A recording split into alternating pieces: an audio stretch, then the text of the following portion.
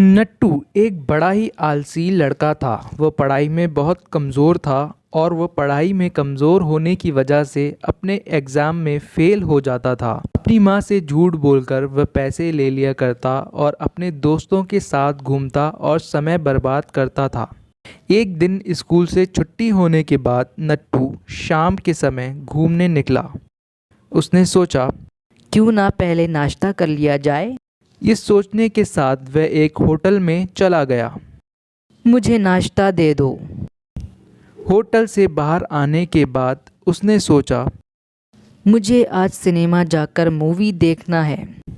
ये कहने के साथ नट्टू की नज़र अपने जूतों पर पड़ी। यह तो बहुत गंदे हो रहे हैं, पहले चलकर इसको साफ करवा लेता हूँ। इतनी ही देर में उसको रोड के सामने एक पेड़ के नीचे एक बूढ़ा मोची दिखाई पड़ा जो जूतों की मरम्मत कर रहा था।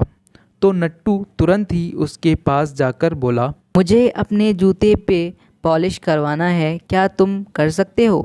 बूढ़े आदमी ने जवाब दिया, हाँ हाँ, हो जाएंगे साहब। ये कहते ही नट्टू ने अपना दाहिना पाँव सामने कर दिया। तभी उस बूढ़े आदमी ने पॉलिश की डिब्बियाँ खोली और जूते साफ करने में जुट गया।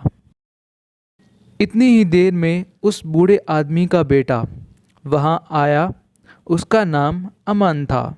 वो बहुत मामूली कपड़े पहना हुआ था, एक साधारण सा बच्चा था और उसके हाथ में कुछ किताबें भी थीं।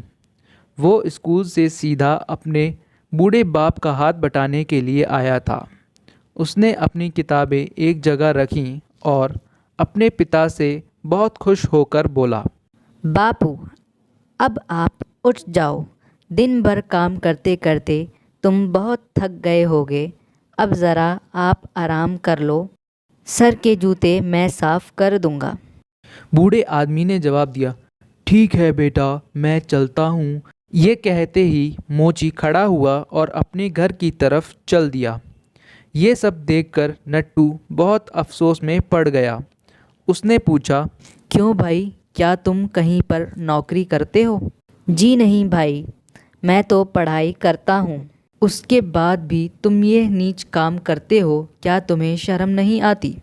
तो अमन ने बड़े ही उत्साह से जवाब दिया, काम करने में शर्म कैसी मेरे बापू, यही काम करके मुझे पढ़ाई लिखाई करवाते हैं। दिन भर वो थक जाते हैं, इसलिए मैं उनकी मदद करता हूँ।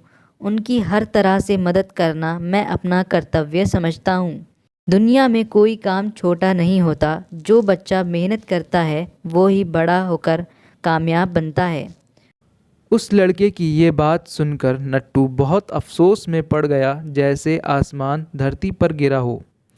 और आज उसको उसके जीवन का सबक मिल गया था और उसने कहा, ठीक है भाई, आज से मैं तुम्हारी तरह मेहनत करूँगा और मैं भी बड़ा होकर एक अच्छा आदमी बनूँगा। इस कहानी से हमें सीखने को क्या मिलता है?